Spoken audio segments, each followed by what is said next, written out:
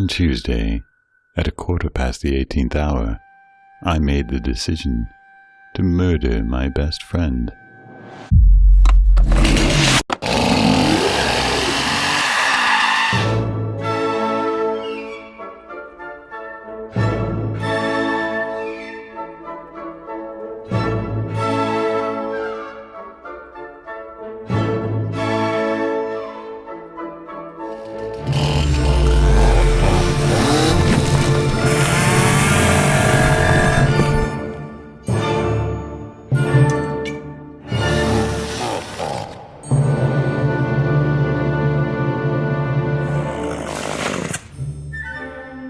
For reference, he is Mr. Tim.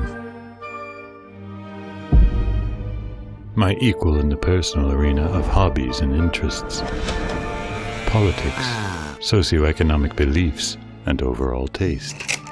Like me, he has a penchant for good wine and hand-rolled cigars, disdain for the rude, generosity toward the underprivileged, and is also a heterosexual with no hidden agenda for the time we spend together.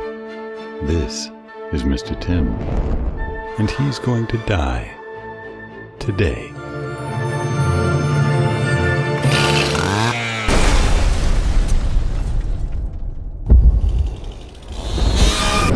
Mr. Tim's fate was not born out of insult or envy, not from revenge, nor any of the petty emotions, but rather without reason.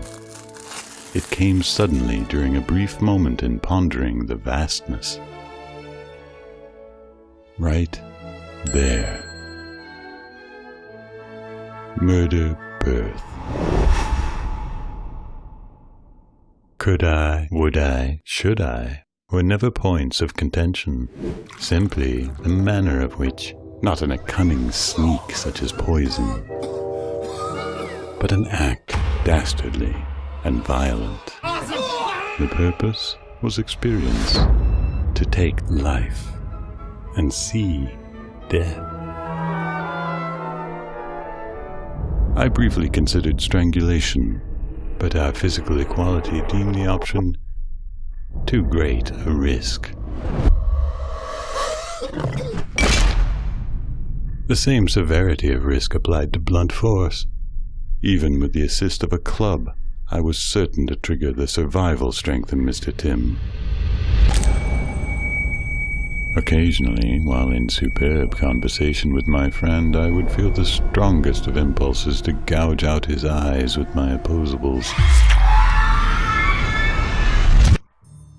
While this possibility frequently sprung up in planning his end, I was quick to dismiss it each and every time for the same reasons as strangulation and whack-a-mole. Too many variables. No, my method of dispatch would have to be rigged, stacked, and final. No chance of reprisal for dear, beloved Mr. Tim. The choice of chainsaw would do little to preserve the secrecy of the act, which is why I was careful to feign departure from the city on business.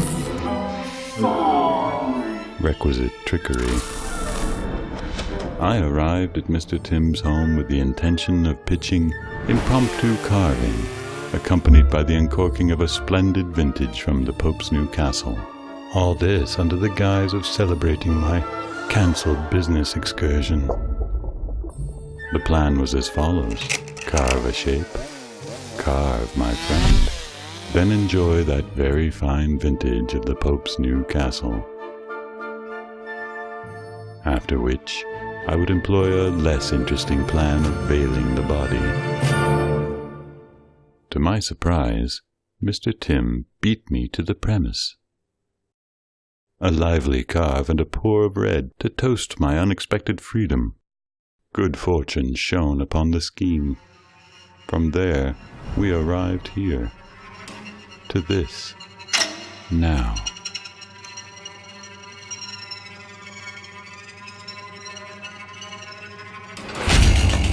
I will do it.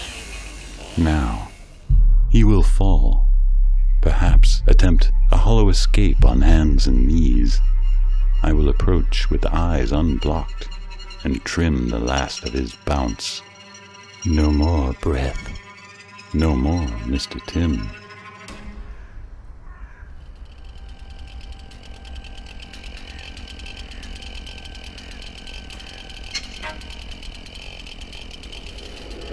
I considered painting your efforts red.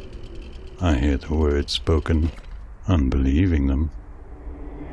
You plot to end a friendship, is his fluky reply.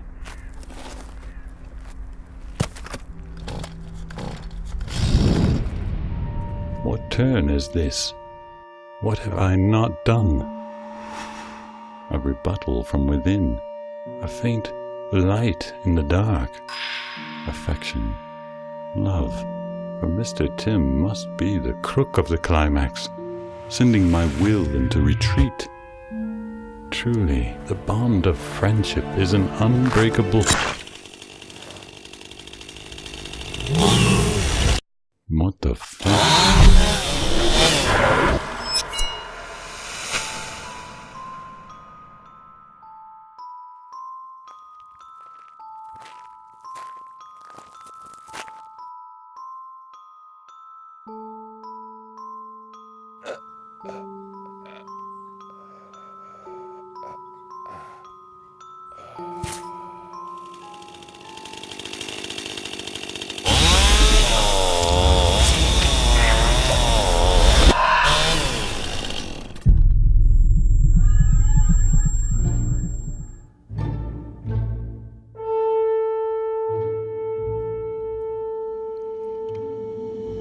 It was a Tuesday, sometime after 6, when I made the decision to murder my best friend.